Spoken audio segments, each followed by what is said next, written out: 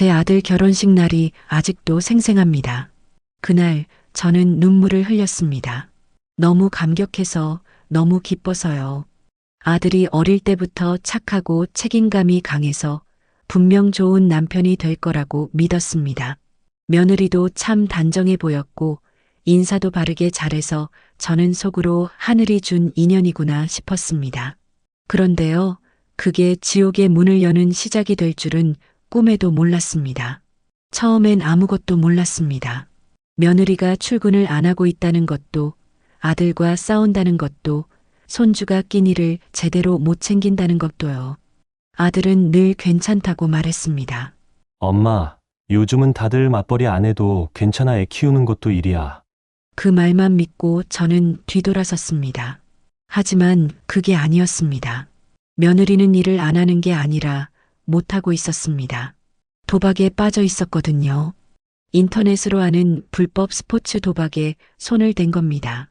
하루 종일 핸드폰만 붙들고 살고 돈을 잃으면 아들한테 짜증을 내고 술을 마시고 카드값은 하늘을 찌르고 있었습니다.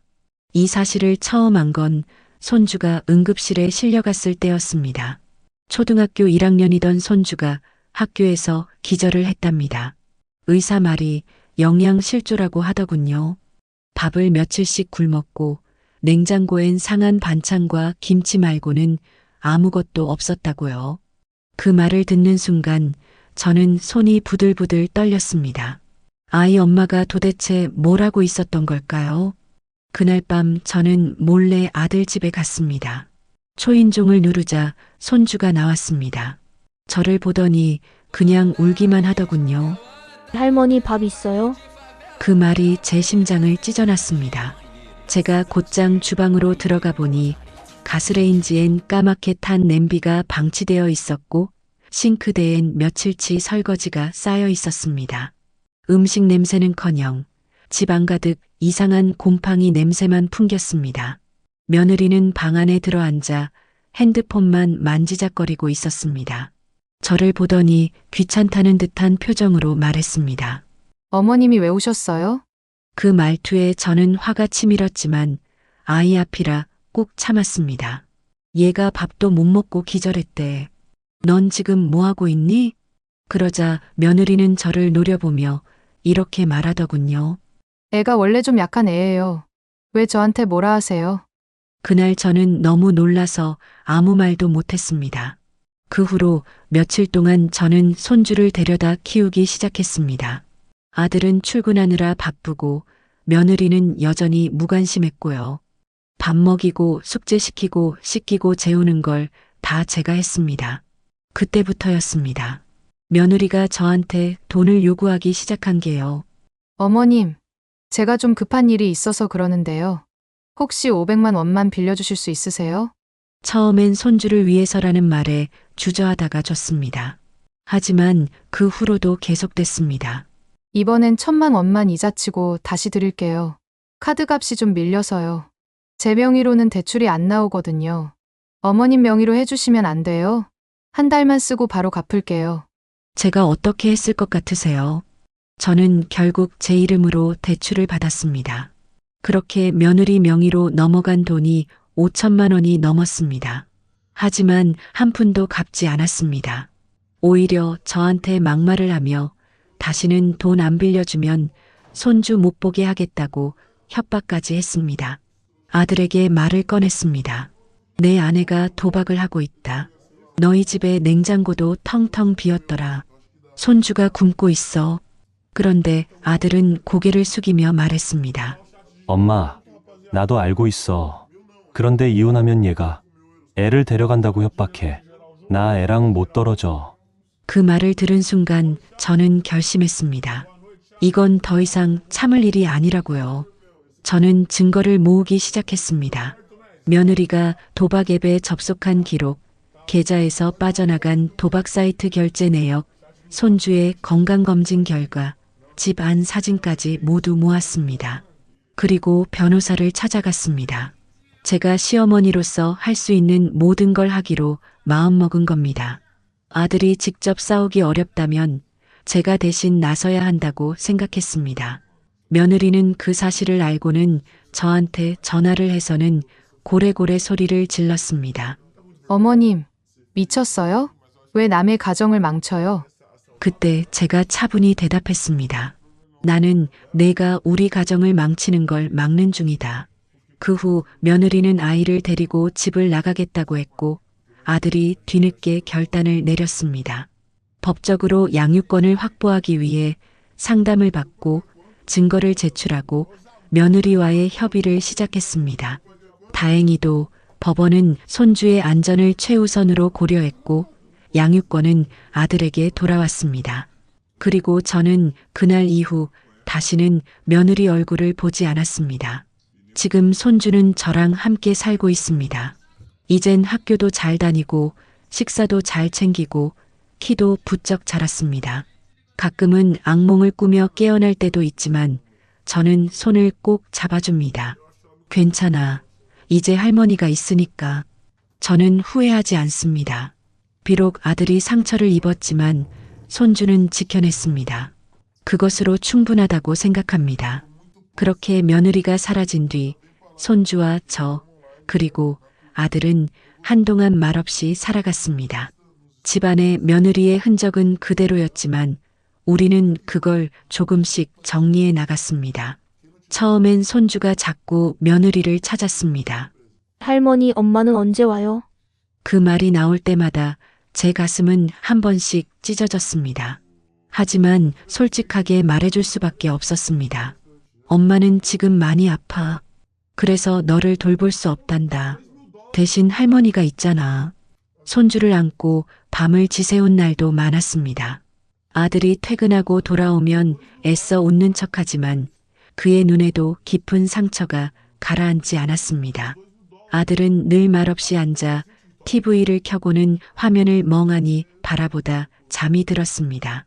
그 모습을 보며 저는 결심했습니다. 이 집안의 중심을 다시 세워야 한다고요. 저는 손주와 아들을 위해 매일 밥을 지었습니다. 김치찌개에 멸치볶음, 달걀찜, 된장국. 예전처럼 풍족하진 않아도 따뜻한 밥 한 끼가 주는 위로는 크더군요. 손주는 한동안 편식을 하더니 어느 순간부터는 말없이 밥을 다 먹었습니다. 할머니, 오늘도 된장국 해줘요. 그 한마디에 저는 다시 살아가는 힘을 얻었습니다. 하지만 그 평화는 오래가지 않았습니다. 며느리의 빚 문제 때문이었습니다. 어느 날 집으로 내용 증명이 도착했습니다. 대출 상환 연체 통지서였습니다. 보낸 곳은 사설 대부업체였습니다. 수신인은 제 이름이었고 금액은 이미 7천만 원을 넘어 있었습니다. 저는 아들에게 바로 말했습니다. 이건 내 아내가 내 이름으로 몰래 받은 거야. 나 이거 모르고 있었어. 아들은 그 자리에서 얼굴이 하얘지더니 바로 경찰서로 달려갔습니다. 우리는 변호사를 다시 찾아갔고 제 명의를 도용한 사실을 입증하기 위해 경찰 조사를 받았습니다. 다행히 며느리가 위조한 인감증명서와 신분증 복사본이 발견되어 수사가 진행됐고 그녀는 결국 사문서 위조 및 대출 사기 혐의로 입건되었습니다. 하지만 그 과정이 너무나 고통스러웠습니다. 제가 은행 창구에 가서 내 이름으로 된 대출 내역을 하나하나 확인할 때마다 숨이 막혔습니다. 한 번도 연체한 적 없던 제 신용은 이미 땅에 떨어졌고 저축한 예금까지 압류될 뻔한 상황이었으니까요. 무엇보다 견딜 수 없었던 건 주변의 시선이었습니다. 교회에선 수군거림이 들렸습니다. 저 집은 뭔 일이 있나 봐. 며느리가 대출을 시어머니 이름으로 했대. 저는 아무 말 없이 고개를 숙이고 예배만 드렸습니다. 누가 뭐라 해도 제 가족을 지켜야 한다는 마음뿐이었습니다.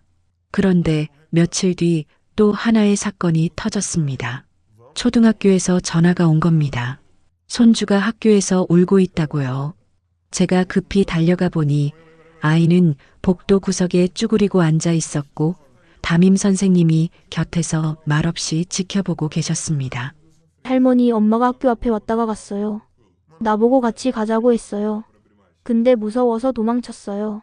그 말을 듣자마자 저는 선생님께 말씀드렸습니다. 앞으로 학교 근처에 접근하면 경찰에 신고해 주세요. 그 아이는 지금 보호받아야 할 상태입니다. 선생님도 사정을 아셨기에 바로 학교 차원에서 접근금지 요청을 도와주셨습니다. 저는 변호사를 통해 다시 가처분 신청을 했고 접근금지 명령을 받아냈습니다.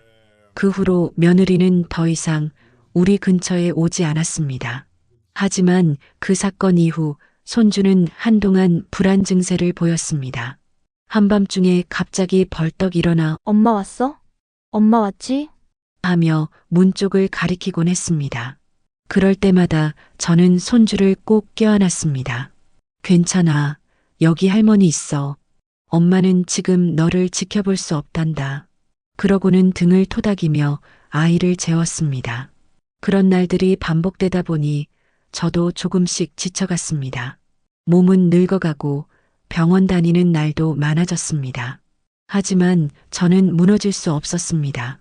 지금 이 아이에게 할머니는 마지막 버팀목이니까요. 그래서 하루하루 버텼습니다. 지금도 버티고 있습니다. 그런데 말입니다.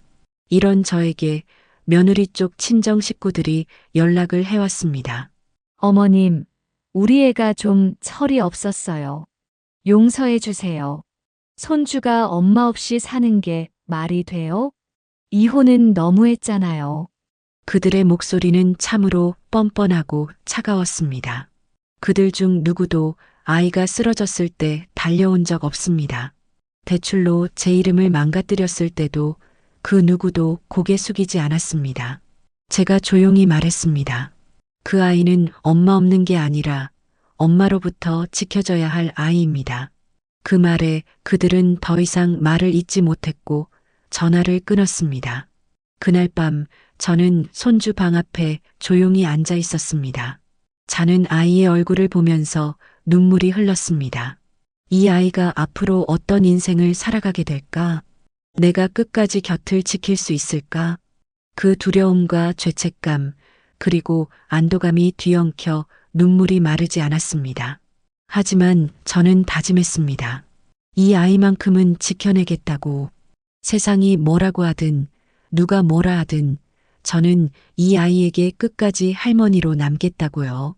손주는 요즘 학교에서 친구들과 잘 지내다가도 가끔씩 아무 말 없이 벽을 바라보고 있더랍니다. 선생님께서 전화로 그러시더군요. 할머니, 이 아이가 말은 잘 듣는데요.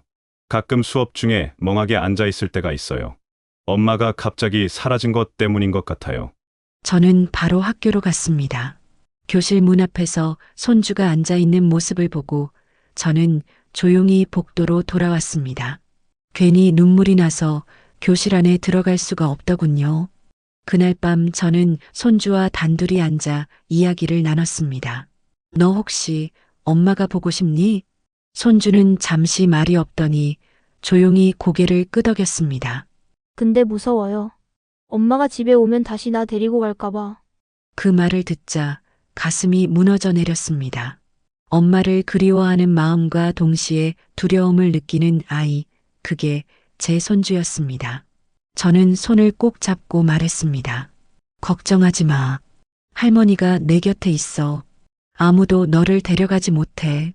그날 이후 저는 매일 자기 전에 손주에게 꼭 말해줬습니다. 오늘도 잘 자. 할머니가 지켜줄게. 시간이 조금씩 흘렀습니다.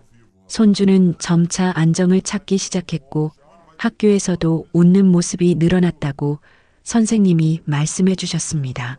하지만 저의 상황은 점점 더 힘들어졌습니다. 대출 문제는 아직 끝나지 않았고 저는 신용회복위원회에 도움을 요청해야 했습니다. 오랜 세월 모아온 적금도 일부 깨야 했습니다. 그마저도 부족해 병원 치료를 미루기도 했습니다. 무릎에 물이 차고 허리 통증이 심해졌지만 병원 갈 시간을 아꼈습니다. 손주 학원비를 아끼고 집 반찬값을 줄여야 했기 때문입니다. 그럴수록 저 자신에게 묻곤 했습니다. 이게 과연 잘하고 있는 걸까? 하지만 손주가 학교에서 받은 상장을 들고 와서 웃으며 말하더군요. 할머니, 나 이거 받았어요. 친구들이랑 연극했는데 제가 대사를 제일 잘했다고요. 그 순간 저는 그 어떤 보상보다도 큰 위로를 받았습니다.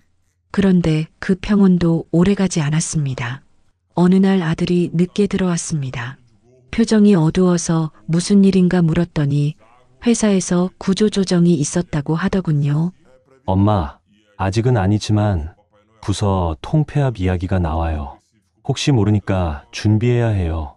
그 말에 저는 담담히 고개를 끄덕였습니다. 괜찮아. 우리가 같이 있으니까 뭐라든 이겨낼 수 있어.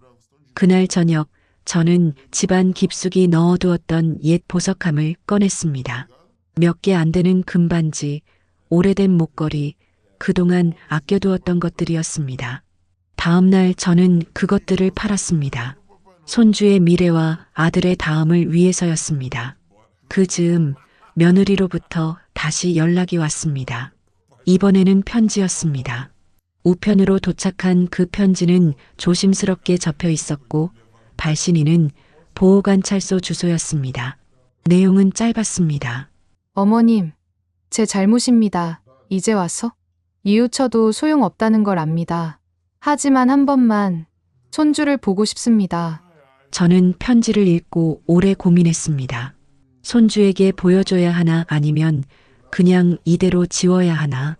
결국 저는 편지를 아들에게 보여줬고 아들은 단호하게 말했습니다.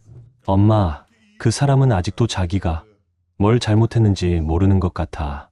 지금 아이를 만나면 더 상처받을 거예요. 그 말이 맞았습니다. 저도 다시 마음을 굳혔습니다. 지금 손주는 새로 시작하고 있고 그 시작에 흔들림이 있어서는 안 된다고요. 하지만 저는 한 가지를 더 준비했습니다. 혹시 손주가 나중에 자라서 엄마를 찾고 싶어질 때 아무것도 모르게 하고 싶진 않았습니다.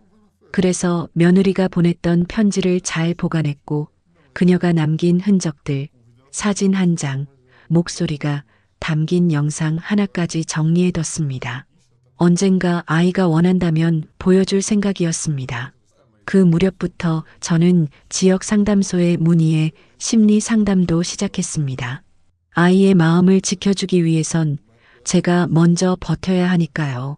심리 상담 선생님께서 제게 그러시더군요. 어머님 너무 잘하고 계세요. 그리고 아이도 어머님의 사랑을 분명 느끼고 있어요. 그 말에 저는 처음으로 누군가에게서 위로를 받았습니다. 그동안 저는 저 자신을 자책만 했습니다. 며느리를 그런 사람으로 만들게 된 게 혹시 내 탓은 아닌가? 아들을 더 강하게 키웠어야 했나? 나도 예전부터 눈치챘어야 했는데. 하지만 이제는 압니다. 제가 할 수 있는 한 최선을 다했고 지금도 그렇게 살아가고 있다는 거요. 그리고 몇 달 전 손주가 편지를 써왔습니다. 학교에서 가족에게 마음을 표현하는 과제였답니다. 할머니, 나는 할머니가 있어 다행이에요. 나는 엄마가 없어도 괜찮아요. 할머니가 나를 사랑해 주니까요. 그 편지를 읽고 저는 아무 말 없이 아이를 안아줬습니다. 한참을 껴안고 있던 그 순간 처음으로 이 아이가 진짜 웃었습니다. 가짜 웃음 말고 속에서부터 나오는 웃음이었습니다. 저는 그 웃음을 지키기 위해서라면 앞으로 어떤 시련이 와도 다 감당할 수 있을 것 같았습니다. 며느리 쪽 친정 식구들이 양육권 재협의를 요구해 온 건 그로부터 반년쯤 지나서였습니다. 손주가 학교에 잘 적응하고 저희 세 식구가 점점 안정을 찾아가던 그 무렵이었습니다. 어느 날 오후 초인종이 울렸고 현관문을 열자 처음 보는 중년 남성과 여성이 서 있었습니다. 어머님 되시죠? 저희는 그 정은정 씨 친정 쪽 가족입니다. 한순간 등줄기가 서늘해졌습니다. 그들은 어딘가 준비해온 듯한 말투로 운을 뗐습니다. 정은정, 그러니까 우리 동생이요. 지금 교정시설에 있긴 하지만 아이에 대한 권리는 여전히 살아 있습니다. 저는 단호하게 대답했습니다. 법원에서 양육권은 제 아들에게 있다고 판결 났습니다.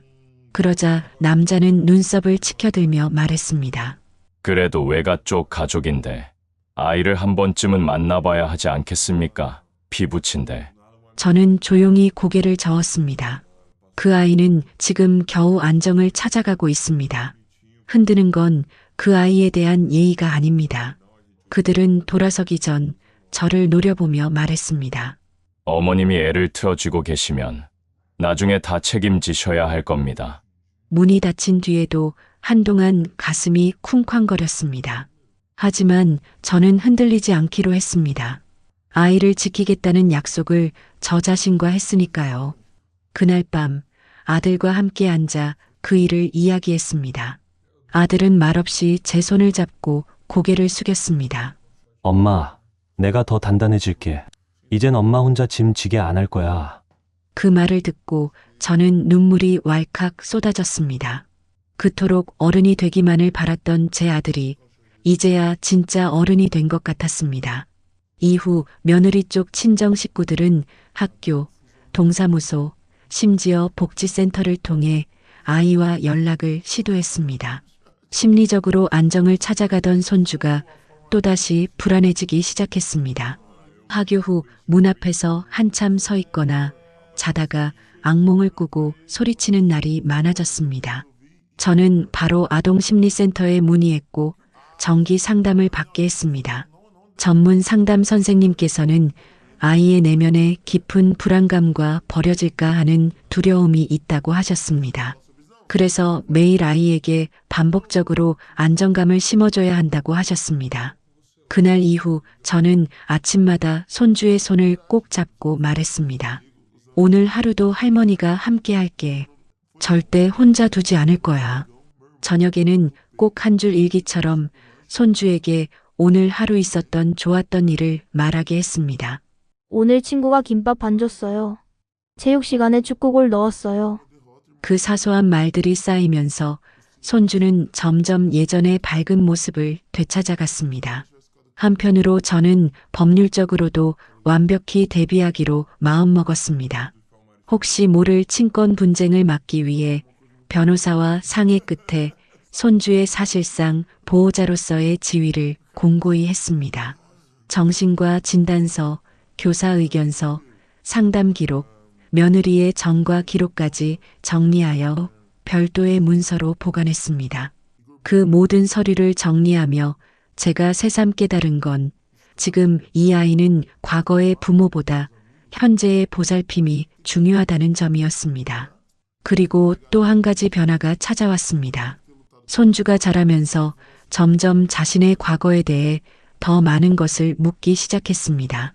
할머니, 예전에 우리 엄마가 왜 나 데려가려고 했어요? 그때 나는 왜 밥을 못 먹고 쓰러졌던 거예요? 저는 정직하게 그러나 상처를 남기지 않도록 최대한 조심스레 대답했습니다. 그땐 엄마가 많이 아팠단다. 마음이 아프면 주변을 돌보지 못할 수도 있어. 하지만 너를 버린 게 아니라 너를 잘 못 돌본 거야.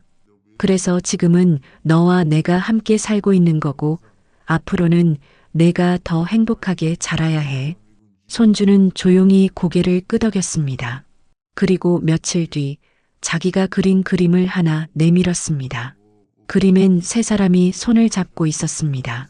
저, 아들, 손주. 그 아래엔 이렇게 써 있었습니다. 우리 집은 3명이에요. 근데 외롭지 않아요. 그 말을 보며 저는 마음속으로 울었습니다.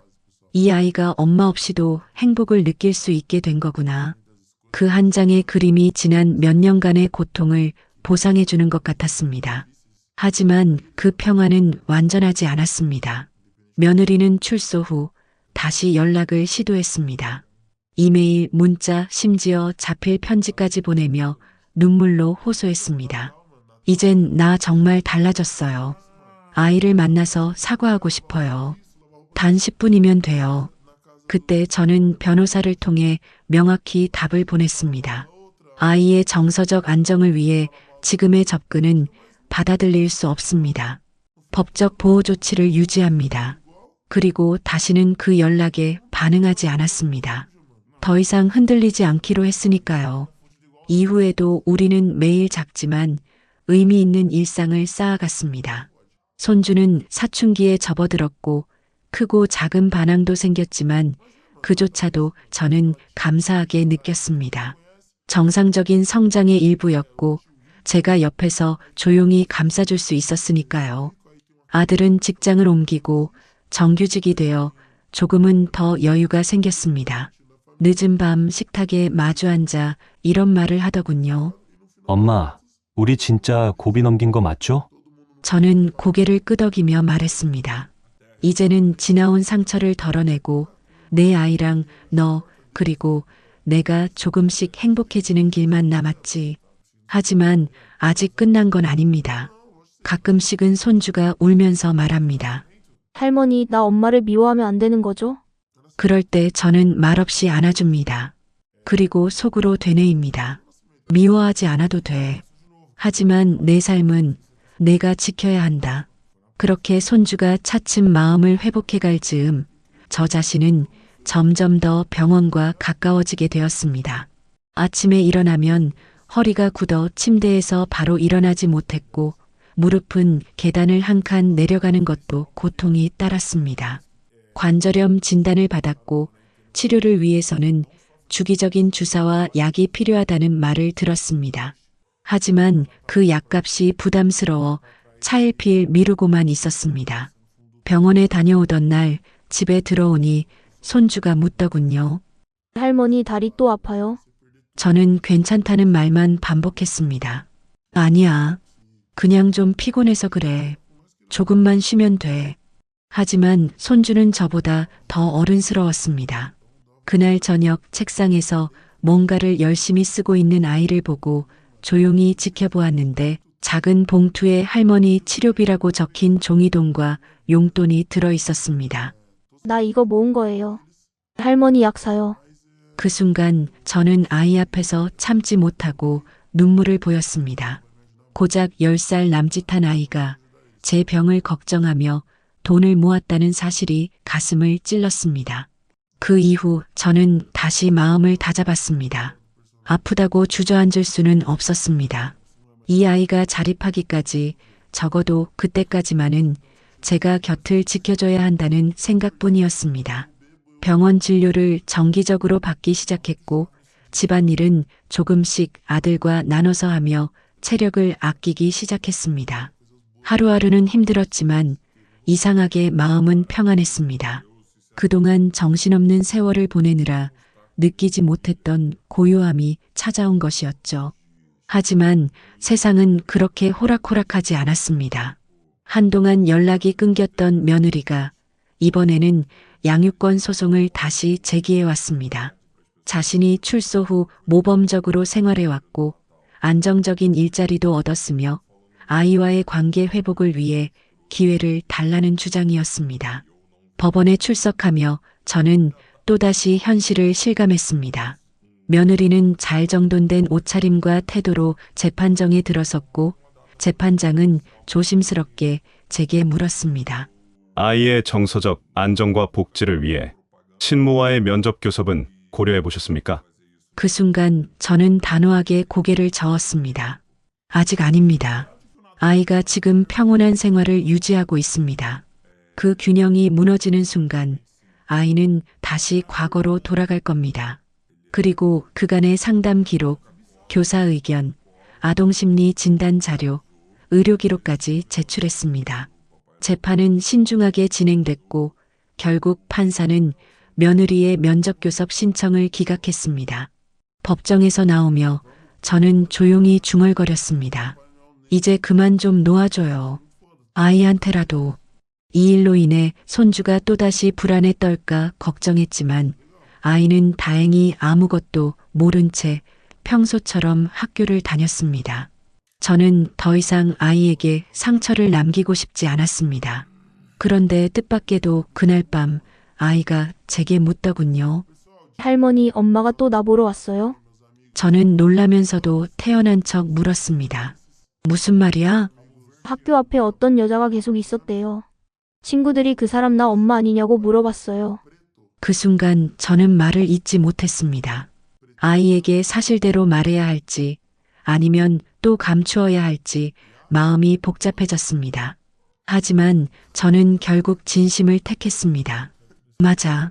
엄마가 널 보고 싶어 했대. 하지만 할머니는 내 마음이 먼저라고 생각해서 아직은 아니라고 했단다. 손주는 조용히 고개를 끄덕였습니다. 할머니, 나 아직은 엄마 보고 싶지 않아요. 그냥 지금처럼 살고 싶어요. 그 말에 저는 더는 미련이 없었습니다. 이 아이의 마음이 확고하다는 걸 느꼈기 때문입니다. 그 후로 저는 아이와 함께 하루하루를 더 정성스럽게 보냈습니다. 아침마다 도시락을 싸고 주말이면 함께 시장에 가서 장을 봤습니다. 계절이 바뀔 때마다 손수 바느질에 옷을 고쳐주었고 방학이면 둘이 앉아 수박을 먹으며 영화도 봤습니다. 때로는 제가 조금 늦잠을 자면 손주가 먼저 일어나 아침을 차려놓기도 했습니다. 할머니, 오늘은 제가 할게요. 할머니는 쉬어요. 그렇게 작은 보살핌들이 오가며 우리는 서로의 삶을 지탱해 주었습니다. 아들은 여전히 말수가 많진 않았지만 출근 전에 늘 손주 머리를 쓰다듬고 퇴근 후에는 짧은 대화를 하려고 노력했습니다. 가끔은 셋이 앉아 웃으며 밥을 먹다가도 문득 그동안 지나온 시간들이 떠올라 마음 한켠이 먹먹해지기도 했습니다.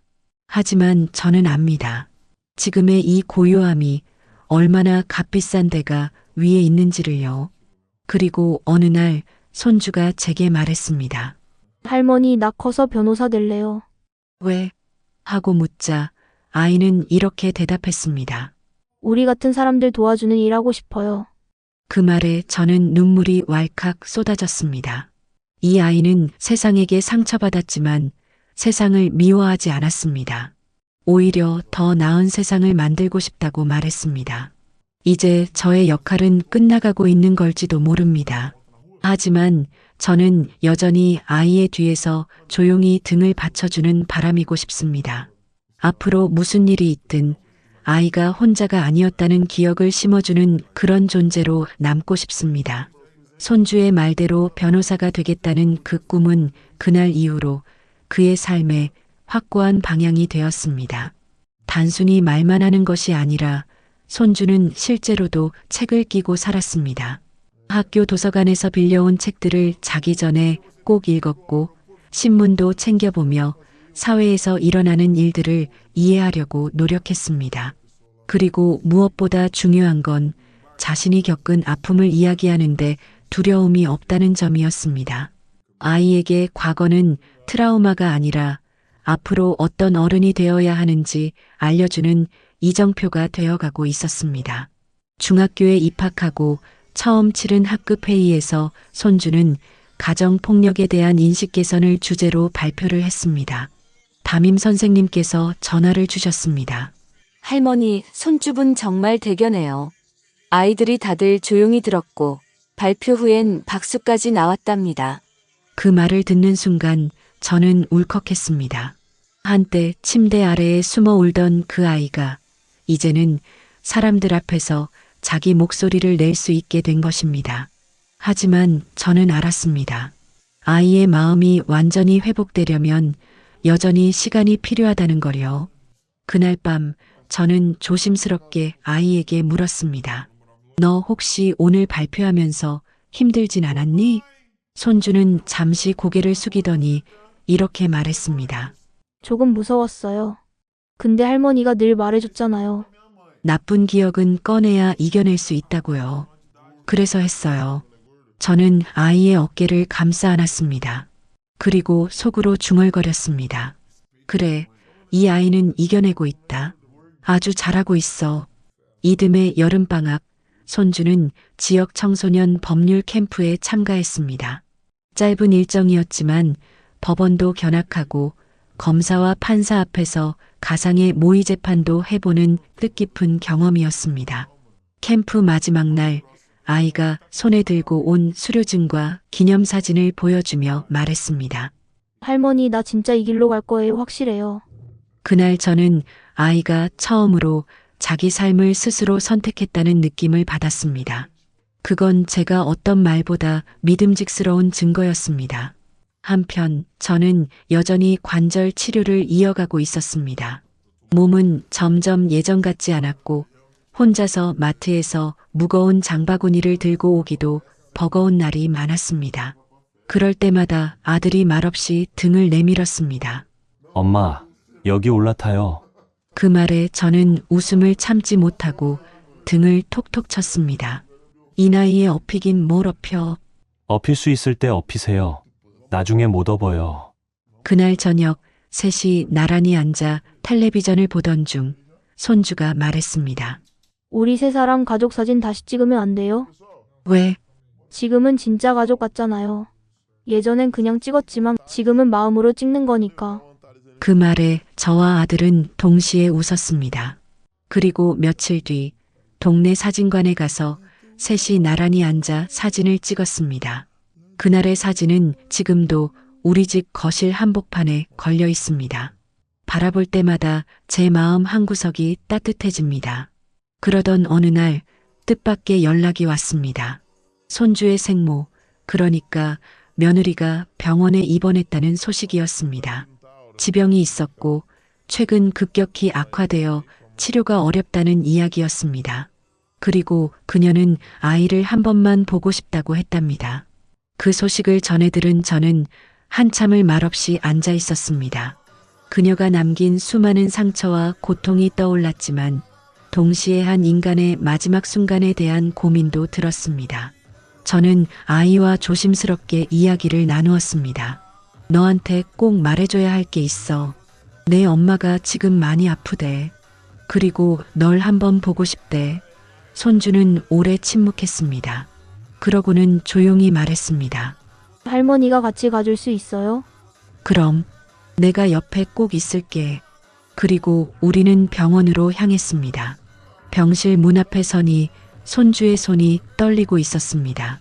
저는 아이의 손을 꼭 잡았습니다. 괜찮아. 넌 혼자가 아니야. 문을 열고 들어서자 며느리는 여위고 지친 얼굴로 침대에 누워 있었습니다. 아이를 보자 눈물이 흐르기 시작했습니다. 정우야, 정말 미안해. 엄마가 많이 미안해. 손주는 아무 말 없이 곁에 다가가 잠시 멈칫하더니 조용히 말했습니다. 엄마 나 괜찮아요. 이제는 진짜 괜찮아요. 그 짧은 말에 병실 안은 조용해졌습니다. 짧은 면회 시간이 지나고 나서 나오는 길에 손주는 제게 말했습니다. 엄마가 예전보다 많이 작아졌어요. 그냥 안쓰러웠어요. 저는 고개를 끄덕이며 대답했습니다. 그래, 그 마음이면 충분해. 너는 이미 다 이겨낸 거야. 며칠 뒤 며느리는 세상을 떠났고 조용히 장례가 치러졌습니다. 우리는 참석하지 않았지만 손주는 자기 방에서 엄마에게 마지막 편지를 썼습니다. 엄마 나는 이제 괜찮아요.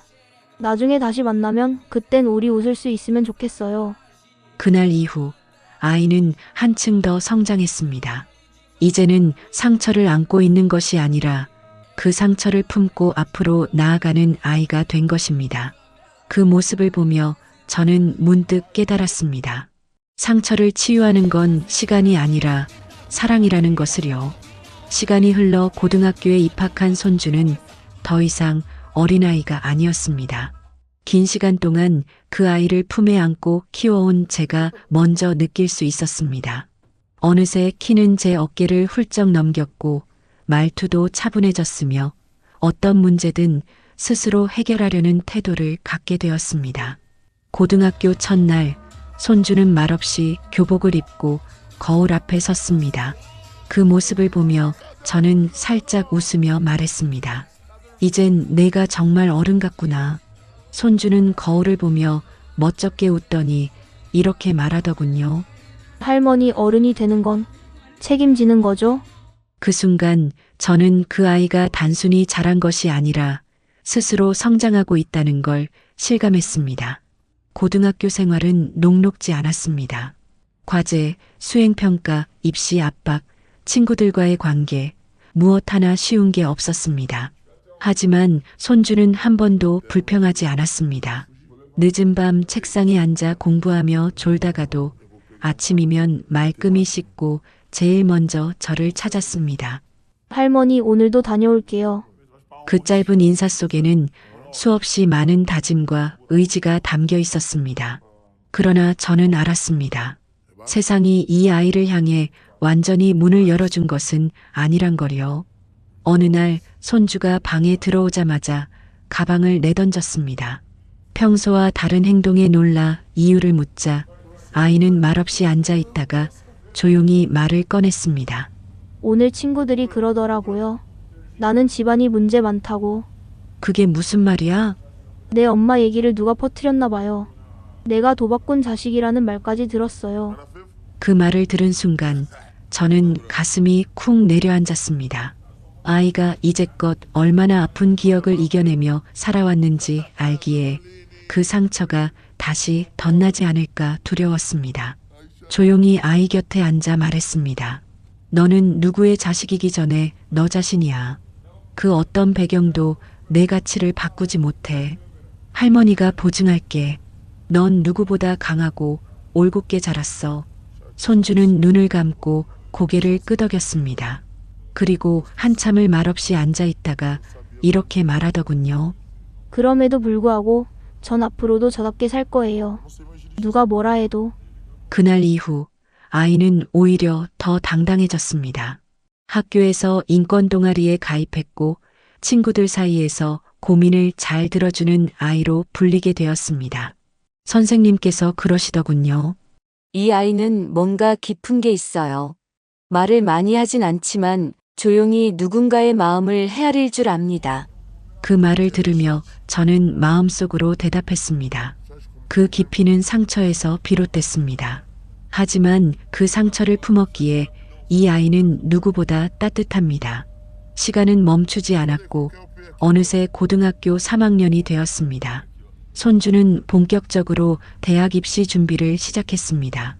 법학과를 목표로 하는 그 아이는 매일같이 새벽까지 책을 붙들고 있었습니다. 제가 새벽에 일어나 부엌에 나가보면 불이 켜진 방 안에서 작은 스탠드 불빛 아래 책을 넘기는 소리가 들렸습니다. 가끔은 졸다가 책상에 엎드려 있는 손주를 이불로 덮어주기도 했습니다. 그 모습이 안쓰럽기도 했지만 동시에 자랑스럽기도 했습니다.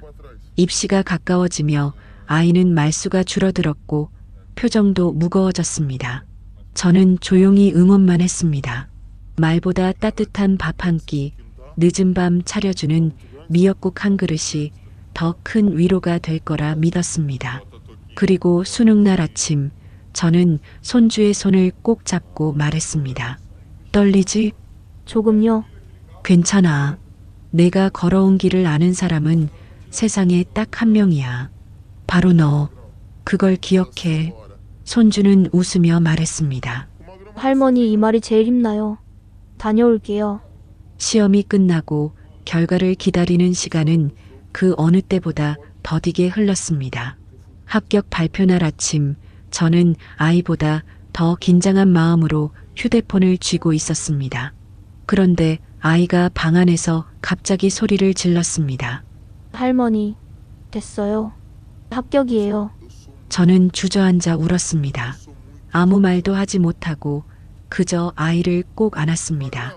그동안의 시간들이 주마등처럼 스쳐갔습니다. 그 아픔과 절망의 밤들, 버티고 또 버텼던 시간들이 모두 그 한순간에 녹아내렸습니다. 그리고 며칠 후 입학 통지서를 받은 손주는 제게 말했습니다. 할머니, 나 이제 할머니 이름으로 장학금 신청할 수 있어요. 지금껏 저 키워준 사람 보호자 이름 쓰라고 되어 있더라고요. 그래서 전 당연히 할머니라고 적었어요. 그 말을 들은 순간 저는 다시 한번 눈물을 삼켰습니다. 내가 이 아이의 할머니로 살아온 모든 날들이 그 이름 하나로 보상받는 것 같았습니다. 이제 손주는 대학 진학을 앞두고 있고 저는 천천히 물러날 준비를 하고 있습니다. 아직 아이는 제 손이 필요하지만 머지않아 저 없이도 잘 설 수 있으리라 믿습니다. 손주가 대학에 입학하던 날 저는 마치 제 삶의 가장 큰 시험을 통과한 기분이었습니다. 새 옷을 입고 학교 정문 앞에 선 손주의 모습은 그 어느 날보다 반듯하고 또 늠름했습니다. 캠퍼스 안을 함께 걷는데 제가 아닌 손주가 저를 챙기고 앞서 걷는 모습에 뭉클함이 밀려왔습니다. 할머니, 저 건물이 제가 수업 듣는 곳이에요.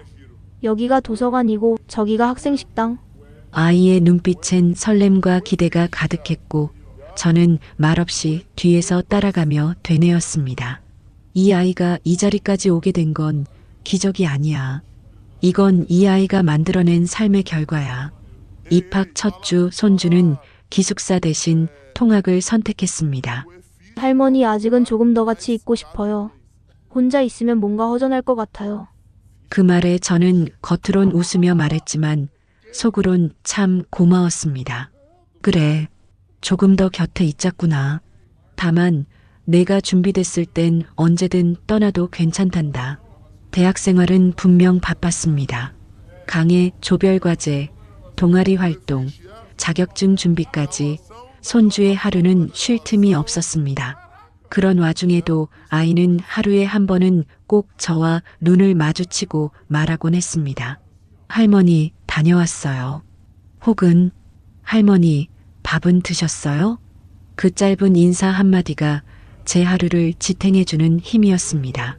그러던 어느 날 손주가 책상에 앉아 뭔가를 쓰고 있기에 무심코 지나치다가 눈에 띈 단어에 발걸음을 멈췄습니다.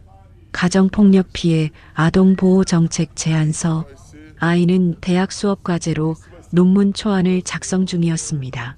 저는 조심스럽게 다가가 물었습니다. 그거 내 이야기니? 손주는 고개를 끄덕이며 말했습니다. 누군가는 시작해야 해요. 우리 같은 아이들이 다시는 상처받지 않도록 나라도 해야죠. 저는 한동안 아무 말도 하지 못했습니다. 그저 등 뒤에서 아이의 등을 가만히 쓰다듬을 뿐이었습니다. 그 즈음부터 저는 제 삶의 정리를 조금씩 시작했습니다. 서랍 깊숙이 넣어두었던 통장을 꺼내어 손주의 이름으로 바꾸고 몇 장 남은 증권도 정리했습니다. 병원에서 받은 진단서와 복용 중인 약 정리표를 모아 한 파일에 넣었습니다. 혹시라도 제가 갑자기 자리를 비우게 되는 날이 오더라도 손주가 당황하지 않도록 미리미리 준비하고 싶었습니다. 어느 날 아침 손주가 식탁에 앉아 저를 빤히 바라보며 말했습니다. 할머니, 요즘 뭔가 달라졌어요. 괜히 자꾸 제 눈치를 보시고 말수도 줄고. 저는 아이에게 환하게 웃어 보이며 말했습니다. 아니야. 그냥 내가 너무 커버려서 내가 쓸쓸한 거지. 이젠 내 손이 필요 없잖아.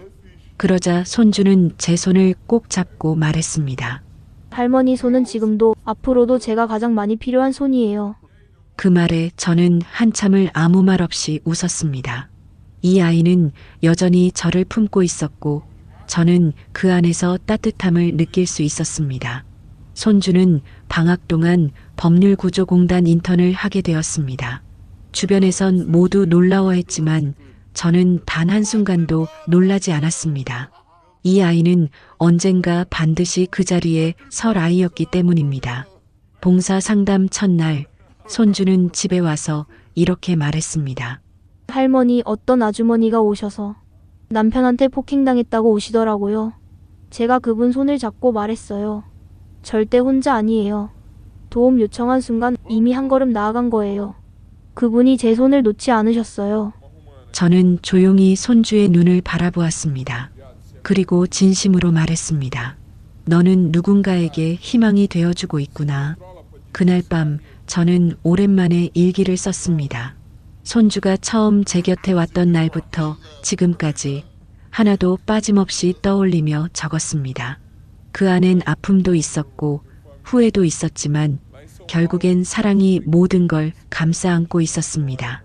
이제 제 몸은 예전 같지 않습니다.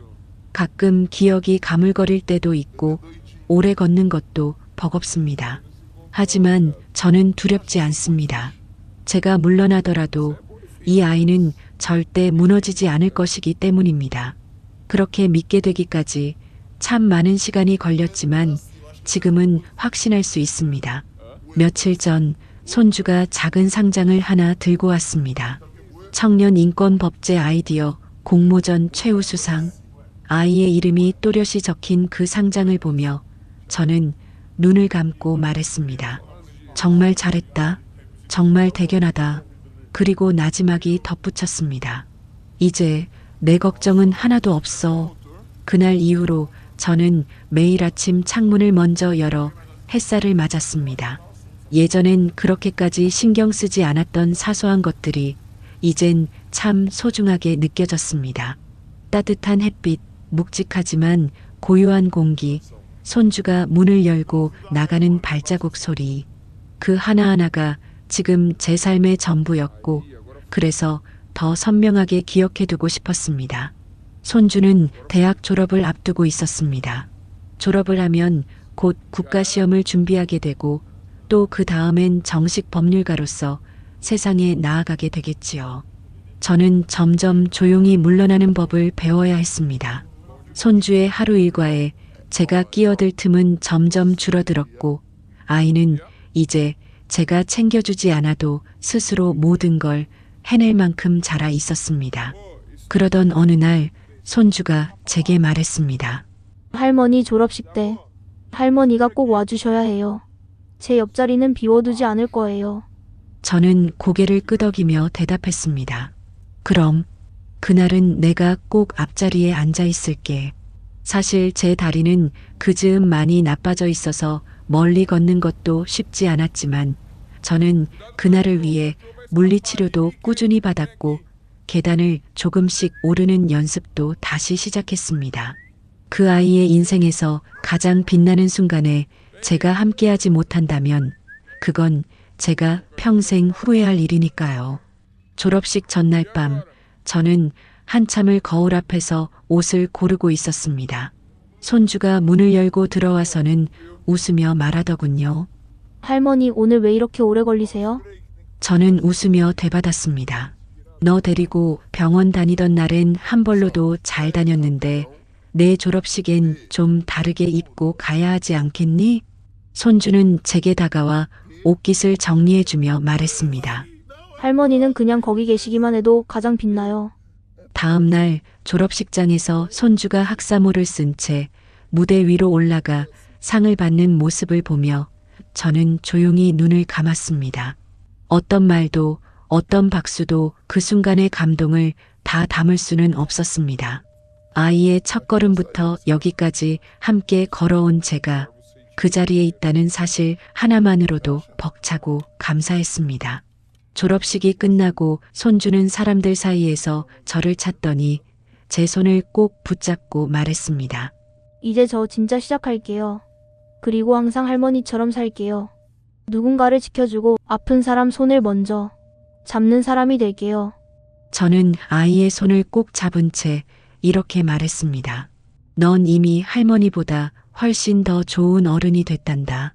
그날 저녁 집에 돌아와 손주는 저녁을 차려주었습니다.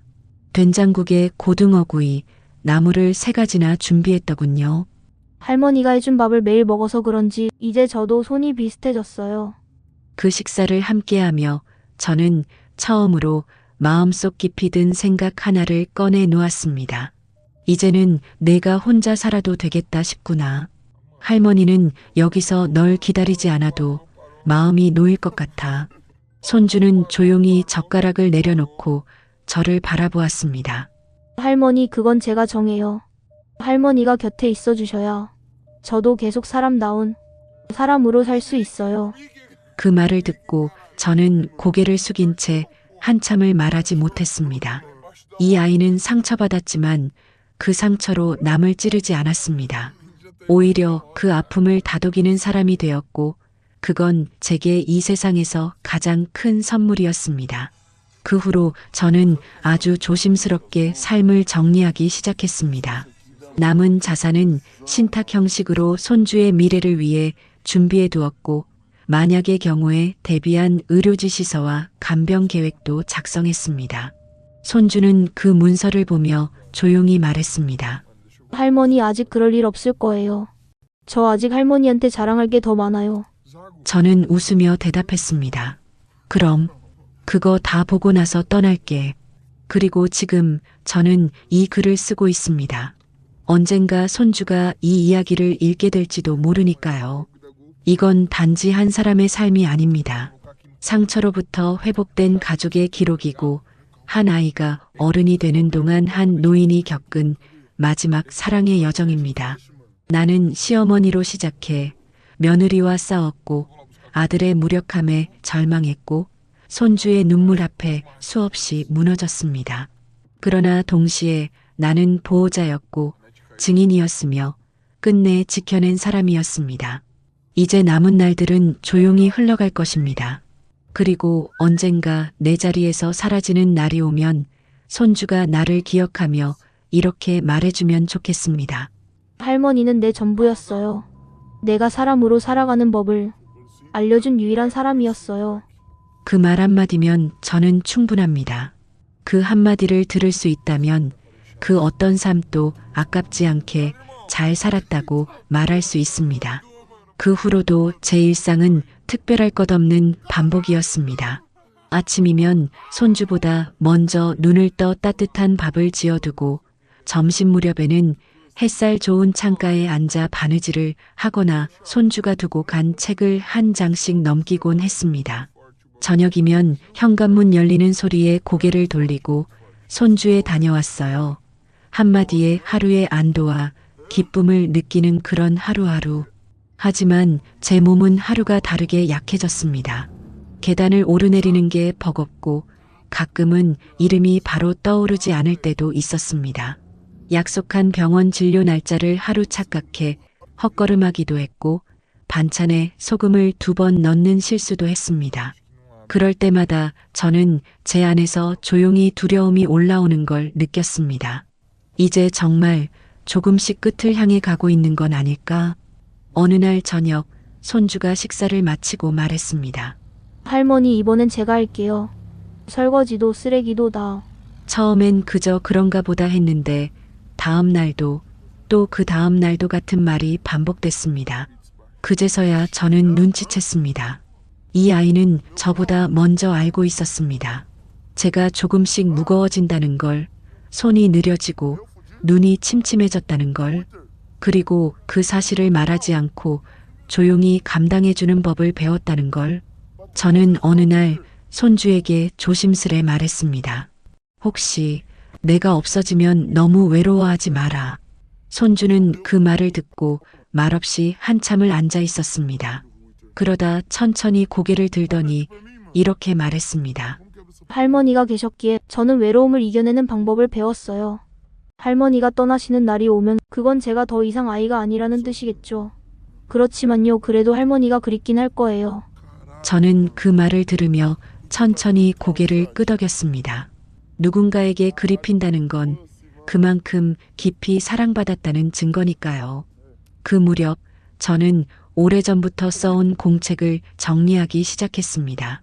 처음 손주를 안고 병원에 갔던 날의 기록, 도박으로 무너져가던 집안에서 아이를 어떻게 지켰는지 법원에 제출했던 서류와 통화 기록까지.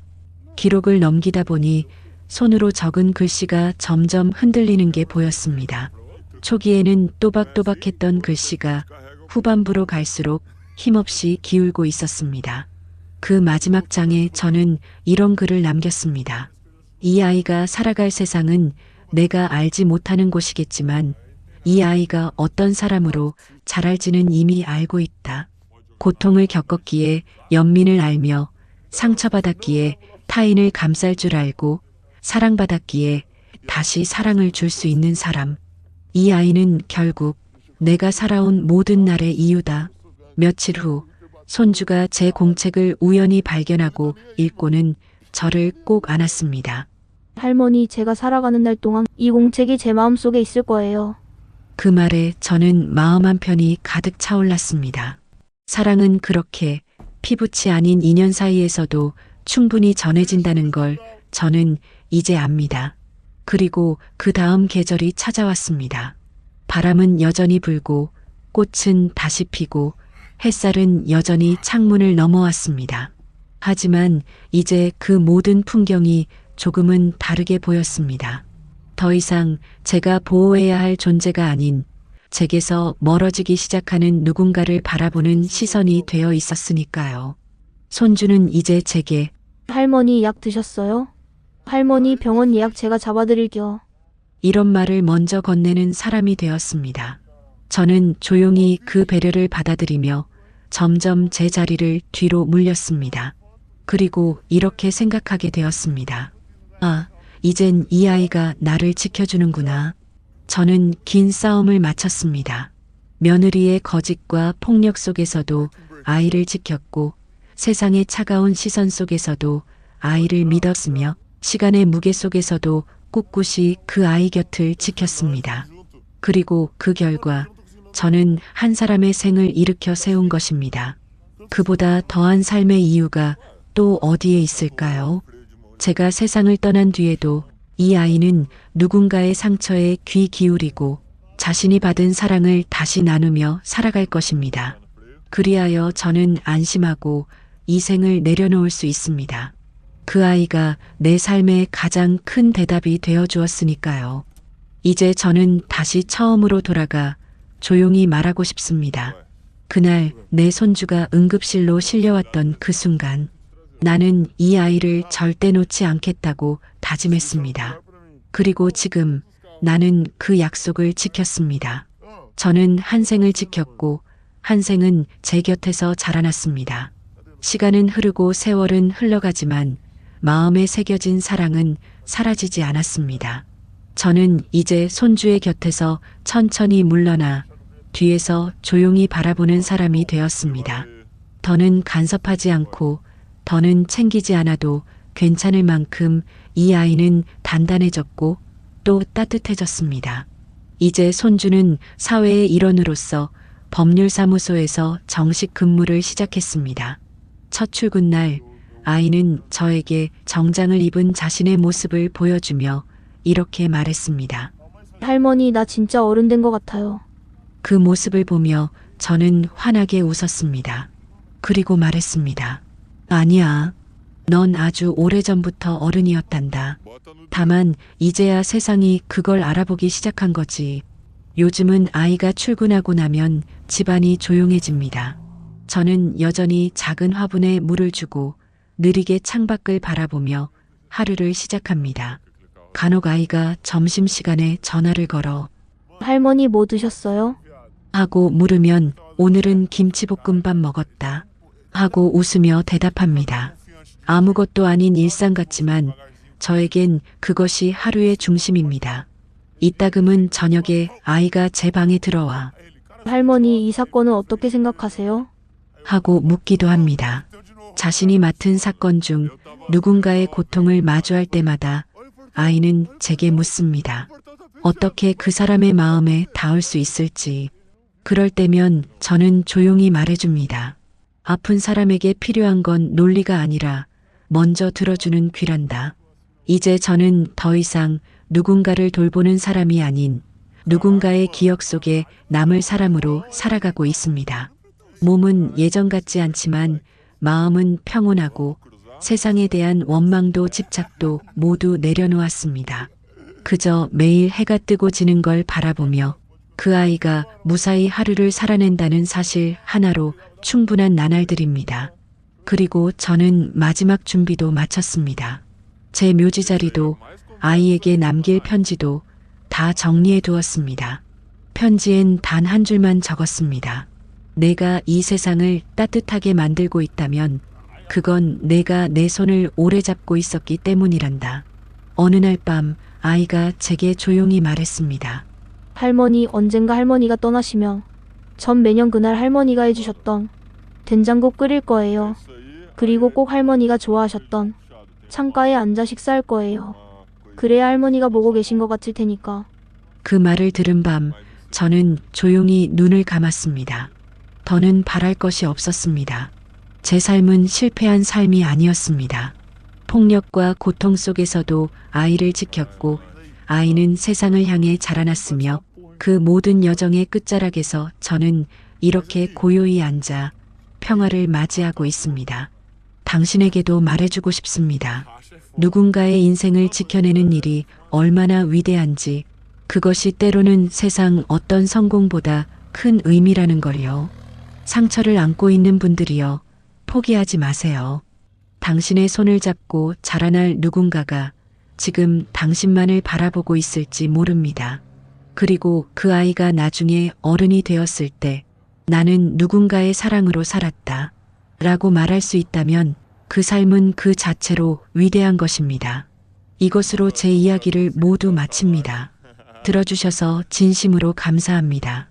이 이야기가 누군가의 어두운 밤에 아주 작게나마 등불이 되어주길 바랍니다.